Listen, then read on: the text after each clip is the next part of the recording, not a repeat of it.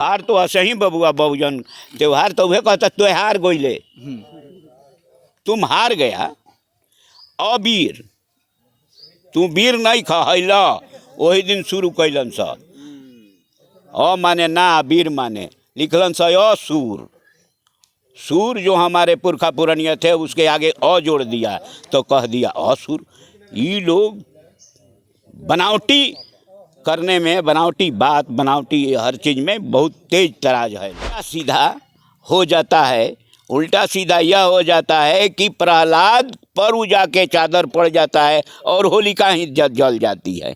बिल्कुल ये भ्रामक आपके दिमाग को अथी करने के लिए गलत दिशा में ले जाने के लिए किया गया है। सच्चाई यह है कि होलिका युद्ध में लड़ती हुई वीरांगना जो हमारे ही पुरखा पुरानिया का वो बेटी थी बहू थी वह वीर गति को पाई है।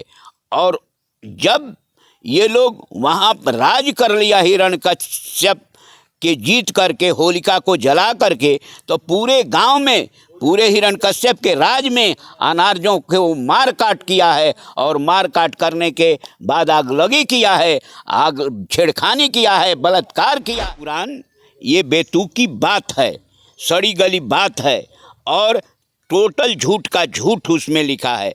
तो हमारा यह इतिहास यही कहता है कि हिरण्याक्ष और हिरण्यकश्यप दो भाई थे, अनार्यों के राजा थे। कश्यप ऋषि के खानदान पर ब्राह्मण बैठा बन के काला नाग बन करके बैठा, हाथ लिए पोथी पतरा लिखता सबकी भाग। वो अपने आप को घोषित कर दिया खुदा का फरिश्ता, अपने आप को घोषित कर दिया कि हम देवदूत हैं, ये भगवान के दूत हैं और हम आप पर शासन करने के लिए, आपको रास्ता बताने के लिए, आपको ये करने के लिए हम आए हैं, भेजा है भगवान ने और वर्ण व्यवस्था का स्थापना किया।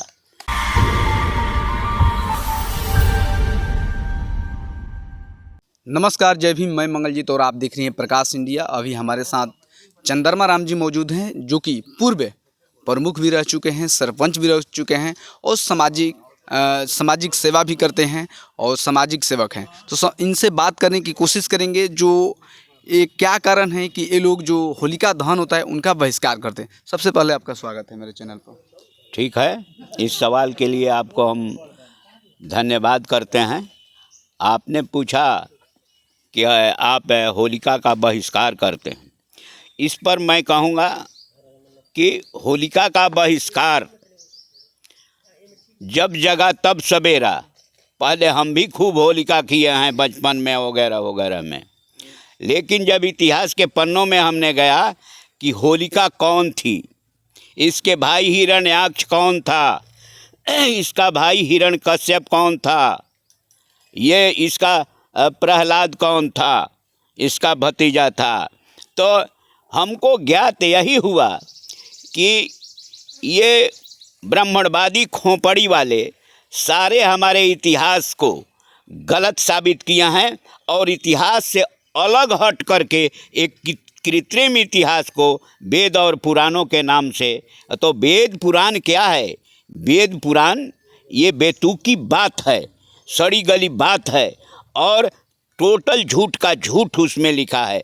तो हमारा यह इतिहास यही कहता है कि हिरण्याक्ष और हिरण्यकश्यप दो भाई थे, अनार्यों के राजा थे, कश्यप ऋषि के खानदान थे। तो ये दोनों आदमी आर्य लोग छल कपट से मारने का काम किया। जो नरसिंहा अवतार बताता है यह गलत बताता है और वरदान और श्राप गलत है। ये हमारे दिमाग को डाइवर्ट करने के लिए, दिग्भ्रमित करने के लिए ऐसे ऐसे इतिहास रखा।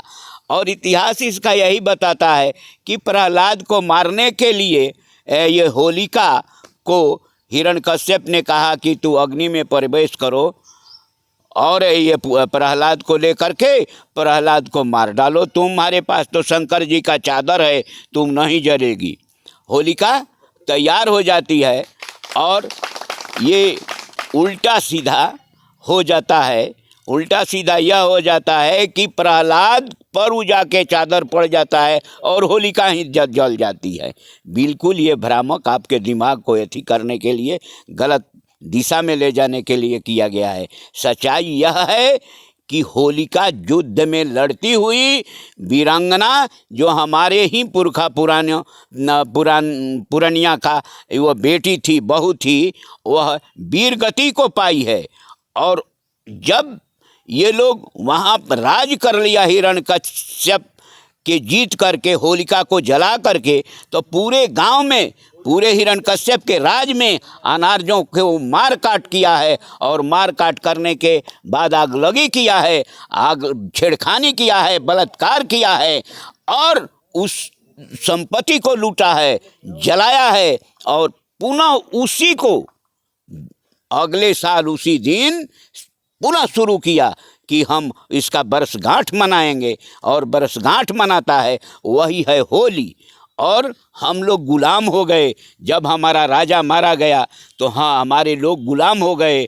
और गुलाम हो गया तो जो मालिक कहता है वह खास करके शूद्र समुदाय के लोग, जिसे आदमी के गिनती में ही नहीं रखा, और इसी खानदान के तमाम वीर पुरुष लोग थे। तो जो लोग युद्ध में हारा,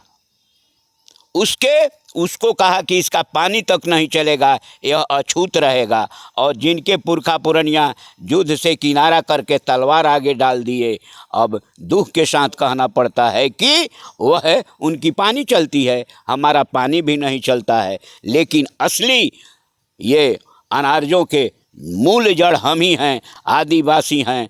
और उस बरसगांठ को हमारी बेटी बहन को जलाया गया, हमको पुनः हर साल चैलेंज किया जाता है, हम भी उसमें शरीक हो जाते हैं। ये हमारी नालायकियत है, ये नहीं होना चाहिए। साथ साथ इसमें बहुत से पैसे खर्च होते हैं जो शिक्षा पर खर्च होना चाहिए।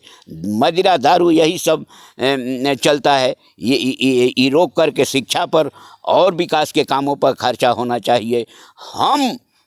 हमें नहीं मनाना चाहिए, क्योंकि हमको चैलेंज किया जा रहा है। आने वाला समय में ये समाप्त हो जाएगा और समाप्त होते जा रहा है। जो होलिका का इतिहास है, माने इसका ज़मीनी कोई हकीकत है कि ऐसे ही सिर्फ आप बातें बोल रहे हैं? ज़मीनी हकीकत ही है। अभी इतिहास को आप छेड़ना चाहते हैं तो शुरू कीजिए।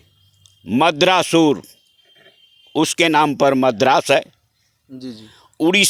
उड़ीसा उसके नाम पर है, अभी उड़ीसा है। जी।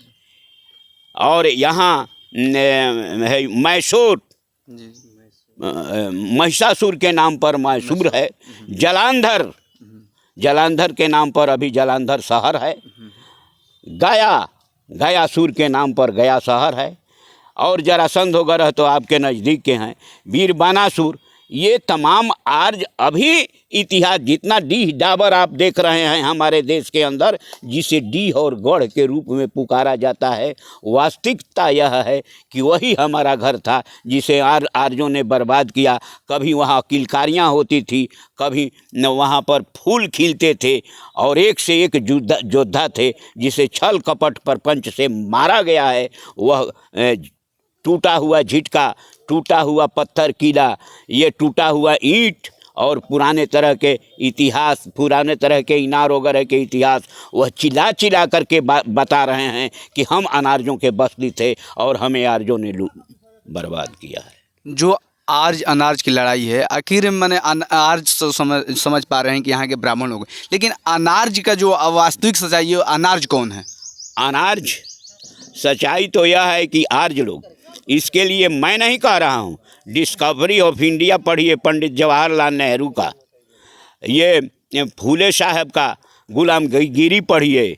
बहुत तेरे विद्वान लोग लिखे हैं इस संबंध में कि मध्य एशिया से, ये मरुभूमि से ये लोग खाने बिना मर रहा था तो भीख भीख मांगते, और आया करके पहले सिंध में बसा, और सिंध में बसने के बाद में धीरे धीरे बस लूट पाट हत्या बलात्कार यही इन लोगों के जी में बस काम रह गया। हमारे मुल्क के लोग शांति प्रिय थे, ये लड़ना भिड़ना नहीं जानते थे, केवल रक्षा करना जानते थे, लेकिन उसका दिन रात वही था। और वही लोग जो लोग मैं आदिकाल के छत्रपत, हमारे लोगों को छत्रपत कहा जाता था, आदिकाल के छत्रपत ये वैदिक काल में क्षत्रिय कहलाए, जो चूमा ब्राह्मण चरण क्षत्रिय बना, बाकी को शूद्र बनाया, बाकी को शूद्र बना दिया। उसमें भी जो युद्ध बंदी हुए उसको अछूत बना दिया, और जो लोग लड़ाई से पहले ही सरेंडर कर गए उनका एक दूसर। अब यहाँ के जो हमारे ही आदमी, जो लोग राजा आर्य संस्कृति को मान लिया, तो आर्य संस्कृति के मानने के बाद उनको क्षत्रिय घोषित कर दिया, छत्रपत को क्षत्रिय घोषित कर दिया, और उनके कपार पर बैठा, और उसके इशारे पर ही राजा को राज करना और राज चलाना पड़ता है था। सबसे ऊपर, सर के ऊपर ब्राह्मण बैठा, बन के काला नाग बन करके बैठा, हाथ लिए पोथी पतरा, लिखता सबकी भाग। वो अपने आप को घोषित कर दिया खुदा का फरिश्ता, अपने आप को घोषित कर दिया कि हम देवदूत हैं, ये भगवान के दूत हैं, और हम आप पर शासन करने के लिए, आपको रास्ता बताने के लिए, आपको ये करने के लिए हम आए हैं, भेजा है भगवान ने, और वर्ण व्यवस्था का स्थापना किया। जो क्षत्रिय, जो लोग सिलेंडर कर गए उनको क्षत्रिय बना दिया, और उनसे भी ऊपर अपना आसन रखा। और इसके बाद कुछ वैश्य लोग, इधर उधर करने वाला, बेच की करने वाला, बाकी सब लोग शूद्र हैं। और जिनकी पानी नहीं चलता वो शूद्र नहीं है, अछूत है। अछूत है, वो अछूत है, क्योंकि उनके पुरखा युद्ध में बंदी हुए हैं, वो हार नहीं माना है। आज भी संघर्ष उसके औलाद करते हैं, और सबसे संघर्ष में आगे रहते हैं। और जो लोग पहले सिलेंडर कर गए हैं, आज भी प्रवृत्ति उनके अंदर सिलेंडरवादी है, आत्मसमर्पणवादी है। जो त्योहार शब्द है, क्या बहुजनों को? त्योहार तो ऐसे ही बबुआ, बहुजन त्योहार तो वह कहता त्योहार गोइले, तुम हार गया, अबीर, तू वीर नहीं खहला, वही दिन शुरू कैलन सा, अ माने ना, वीर माने, लिखलन सा असूर। सूर जो हमारे पुरखा पुरनिया थे, उसके आगे अ जोड़ दिया तो कह दिया असुर। ये लोग बनावटी करने में, बनावटी बात, बनावटी हर चीज़ में बहुत तेज तराज है लोग। और ये अबीर, हम असली तो राज तिलक होता है, तिलक, राज तिलक होता है, अबीर नहीं होता है, लेकिन वो चला दिया। अबीर का अर्थ होता है वीर ना हवा तू।